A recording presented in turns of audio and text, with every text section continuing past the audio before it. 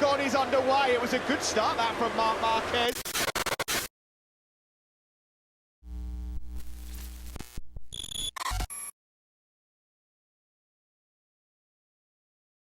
Marc Marquez. There comes Jack Miller up the inside of QUARTARARO. He didn't see that one coming. Miller up into second. Oh, it's MORBIDELLI and RINS further down at turn number 12. MORBIDELLI looks slightly dazed. Way through to this leading group on the approach to turn 12, which is totally blind, by the way. You're braking before you even head into it. He's come from a long way back there. That's slightly ambitious from Alex RINS, I have to say.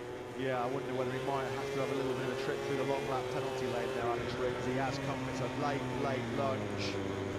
At this point now, he knows that there's going to be contact.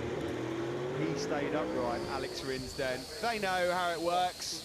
MORBIDELLI's been at the other end of this. He's apologised to a couple of riders already this year.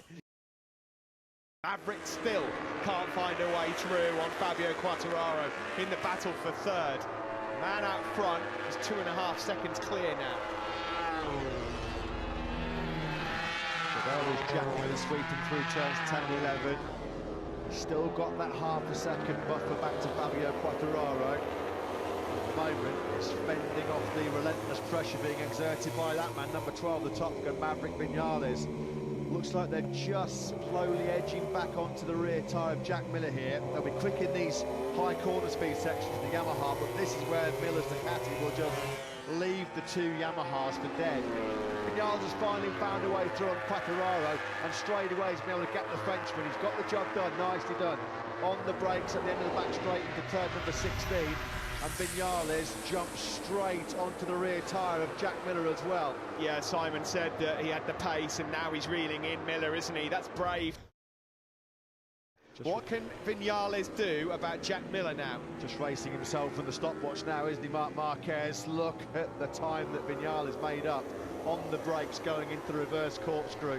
Viñales will know, though, he said by far the weakest part of the circuit. Look at the corner speed for Viñales through turns 10 and 11. He's got fantastic edge grip. He has just blitzed away from Fabio Quartararo. The problem he knows, though, is he's not going to be able to slipstream Miller. The Ducati will out-drag him down this long back straight. So he's got to pick his moment here, Maverick Viñales. Well, let's just see what the speed difference is now then as we flick it left onto the back straight with Maverick Viñales. Watch that Ducati ping away into the distance. Can Maverick get anywhere near him? No, he can't. Look at that, I mean, pace. And because Maverick can't find a way through down that back straight, Miller being that marginally fraction slower, it's just enabling Quartararo to edge back into this battle. Maverick thinking about a move up in fact, they're all being brought back into this one.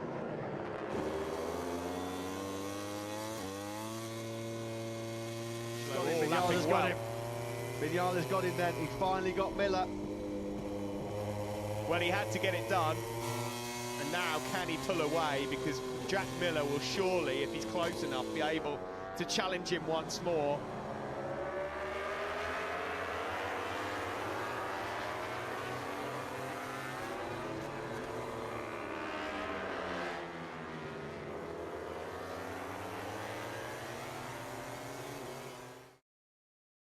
The Yamaha looking a little bit pensive here, and that's because Dovizioso has reeled in Maverick Viñales on the last half a lap. Yeah, Dovizioso has asked big questions of Jack Miller at the moment. The Aussie can't quite respond, and here comes Dovizioso winding up for a late attack on Maverick Viñales. And he knows, Matt, he doesn't have to do anything silly into these flip-flops and changes of direction. If he can just get close enough to ping it out of turn 15. And Maverick will hear him, he'll know that the Ducati's coming, and more disheartening, he'll know that there's absolutely nothing he can do about it. You can see how hard Viñales is pushing there, trying to get any kind of advantage out of turn number 15. He was nearly on the floor. Look at this, that's embarrassing.